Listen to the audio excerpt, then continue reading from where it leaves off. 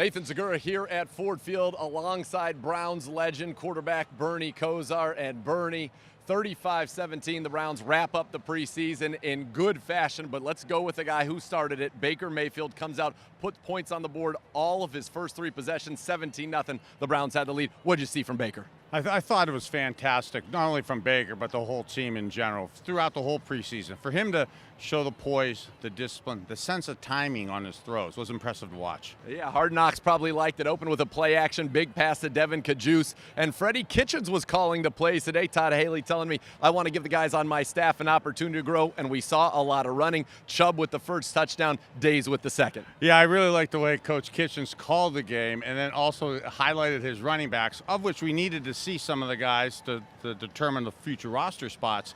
I thought that was really fun to watch, and I thought it was good for the team to kind of sense that out. No question about it. And then they ended the first half with a defensive touchdown. Nate Orchard, a guy on the roster bubble, jumped up, intercepted the ball, ran 60 yards for the score. You know, this fourth preseason game matters a lot to some of these guys. Orchard was one of them on the bubble. What does a play like that do for Nate Orchard? Well, I think it does miraculous things for him. Hopefully here in Cleveland, but definitely the other 31 teams are going to see that on film. You know, he's done that a lot. I saw it last year, and I see him in preseason starting out with the Giants. His ability to read when the quarterback's going to throw and stop, get his arms up in the air, usually bats it down. Today, to be able to catch it and run like that, very impressive. That was good to see. So they went in 25-0 at the half. The second half belonged to Brogan Roback, and maybe a little bit of a slow start, missed a couple throws he'd like to have, but did get to put a touchdown up here in Michigan at Ford Field, and I know he loved that. That was nice to watch him get a score like that. You know, his timing was a little rough at the beginning, the intensity, but that's natural with rookie quarterbacks being able to throw those speed outs on time. But he got over it and made some nice plays at the end. All right, Bernie, as we know, the roster is going to go from 90 to 53 here in the next day or so, and then it's on to Pittsburgh, the Steelers, the season opener. Overall, what did you see from this Browns team this preseason, and how confident are you headed in to the season opener when these games actually count? Well, first of all, the next 4 or 5 days with, as you pointed out, 37 guys are going to be released on 32 teams, basically.